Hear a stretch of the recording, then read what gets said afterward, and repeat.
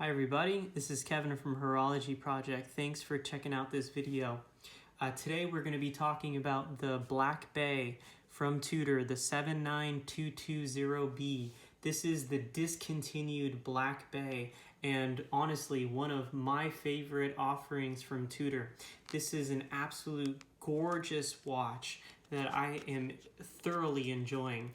If you've checked out my other video, then you would be quick to know that I have compared this watch against its newer brother, the Black Bay MT, the Black Bay 79230B with the MT5602 movement. That's Tudor's new in-house movement. So even though this watch is still being sold, it's being sold in a slightly different case with a different dial and a different movement, even though it's technically in the same lineup of watches. So let's talk about this watch. But before we do, I just want to remind you that if you like these videos, hit that thumbs up button, consider subscribing. I'm definitely trying to grow this channel, and your support by subscribing and liking definitely helps me out with that. I'm hoping that we can continue to grow this channel in such a way that I can get more watches in my hands to talk about, to show with you guys. So let's talk about this watch now. This is a 41 millimeter watch from its diameter. So at the end of each of the bezels, it's 41 millimeters. It's 50 millimeter lug to lug and 22 millimeters across the lug. This watch has no crown guards, but it has this gorgeous Tudor rose crown on the side of it with a anodized blue insert on the side of this crown, on the crown tube itself. It's blue in color, and as I've mentioned before, has the famous Tudor Rose dial.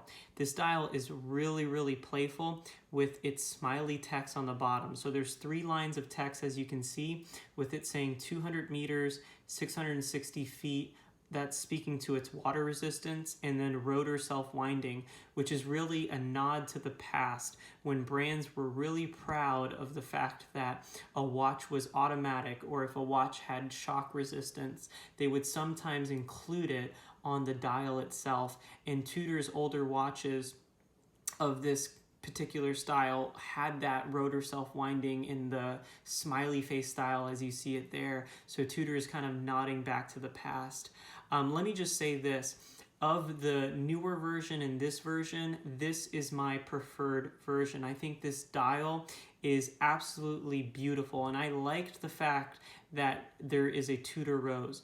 Don't get me wrong, I like the shield logo just as much as I like the rose logo, but something that I've never enjoyed with Tudor is the fact that sometimes they have mismatched dials and crowns and case backs, and I've never liked the fact, for instance, if you look at a vintage Tudor, that it'll have maybe the Tudor shield or the Tudor rose with a Rolex crown and a Rolex clasp. This is Tudor all the way through, Tudor clasp with a Tudor case back, although the shield's on the case back, but most importantly, you have the Tudor rose, right, on the crown, and a matching Tudor rose on the dial. I don't like the fact that the new version has the shield and then the rose.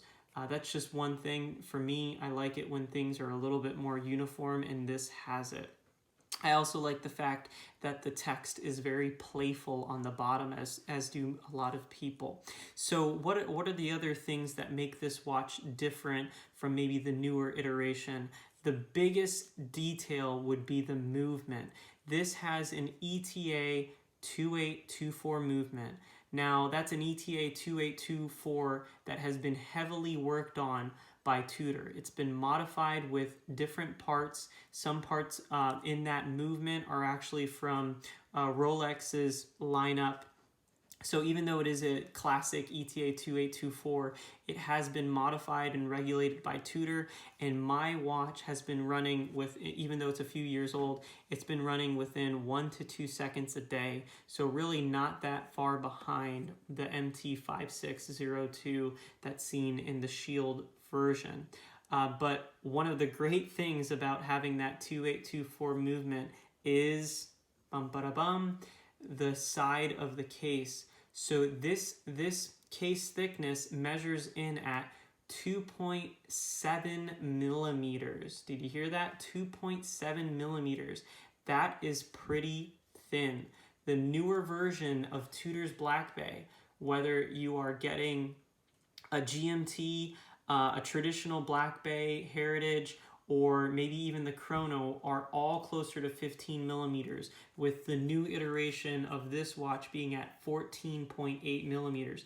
That's over 2 millimeters of thickness that is found on the case back of the watch. Now, it is worth mentioning that that thickness does tend to melt a little bit as it's on the wrist, but not as it does not wear as close to the wrist as this version does. This hugs the wrist so much more, and I'm going to be showing you guys that. But before I do, let me go ahead and talk about a couple more things. So with this having the ETA movement, another advantage is that most watchmakers, if not all competent watchmakers out there, can handle the 2824 movement. It's a common movement, so you're not going to have to worry about really this watch having discontinued manufactured parts, or having to bring it only to Tudor or Rolex if a certain part in the watch goes bad. You can pretty much be sure that you can bring it to a watchmaker and that they're going to be able to take care of this watch. And in addition to that, since it's a easy to service movement, it's going to reflect in its price as well. So the price tag to be able to fix this watch is going to be less expensive than the price tag to fix the newer MT5602 movement. But some of that comes at a cost. You do have a more common non-in-house movement without the silicone hairspring, and it has a lower power reserve at 38 hours. But let's be honest, guys, this is a three-handed watch, meaning that it only does second, minutes, and hours. And because of that, we're not dealing with date, we're not dealing with AM and PM, we're just dealing with basic time. And if this watch is still keeping within 2 seconds or less, at least in my case, and in many cases for people out there, then who cares that it's only a 38-hour power reserve? All you have to do is unthread this thing and keep it going, and I'm wearing it so much that it's not even a problem for me. But let's go ahead and put it on the wrist. So in order to use this deployment clasp, what you're going to do is you're going to unfold it like that, pop it out, make sure that the end of this clasp where the perforated holes is in the right spot. And then because it's a deployment type clasp, it actually saves the band. So in a traditional clasp, you're kind of torquing the band backwards. On this, you're not doing that. So you just kind of lace the band in, and then clip it, as you heard, put it in its keepers, and then fold it over, and you are good to go. So I have about a 6.5 inch wrist, which would be on the smaller side.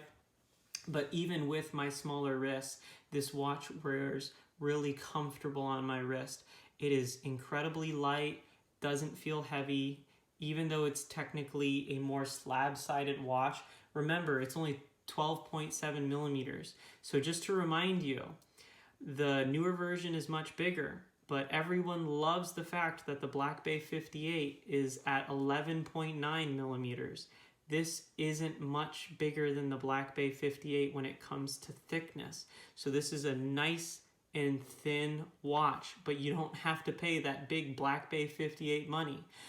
This watch is still selling under its original MSRP value, but prices have been going up a little bit on this Rose version. So just be mindful in knowing that as prices have continued to go up because this watch is becoming more rare and is now discontinued, that there's still a lot of bang for buck. You can get these watches regularly in the $2,500 price range, depending on if you're getting leather or steel option. And most of the options will come with a bracelet with it, or a NATO strap with it. So I have a NATO strap along with this watch, which is just a great add-on. So how does this watch work outside of telling time? It is a classic dive watch, which means that it's 60 markers or 60-minute markers around here that are somewhat graduated markers that help track time on a dive. But it's not limited to dive. I use dive watches to cook my steaks, to know how long I'm keeping a kid in timeout, to time out some of my meetings at work, to do all of those things. And all you have to do is simply rotate this bezel all the way to the minute hand. And once you do that, as this minute hand starts to move along your bezel, then you know exactly how much time has gone by. Since this is the 0, if the minute hand is now here, then you know it's 5, 10, 15, 20, 30, so on and so forth. So I think that as far as keeping time is concerned, this is the best type of watch to have if you are having to keep time within 60 minutes. I have a chronograph. I love chronographs, but these watches are more enjoyable to have for that under 60-minute time because you're reading it off of the minute hand versus little tiny subdials, and it's very quick and easy to read off of a glance. So there you have it, the Tudor Black Bay 58 Rose Edition. I think it's a great watch. Definitely think it's worth your time. Everything about this watch is enjoyable. If you're a smaller wristed person like me, I definitely would push you towards this ETA version, but you won't find yourself disappointed with the Shield version.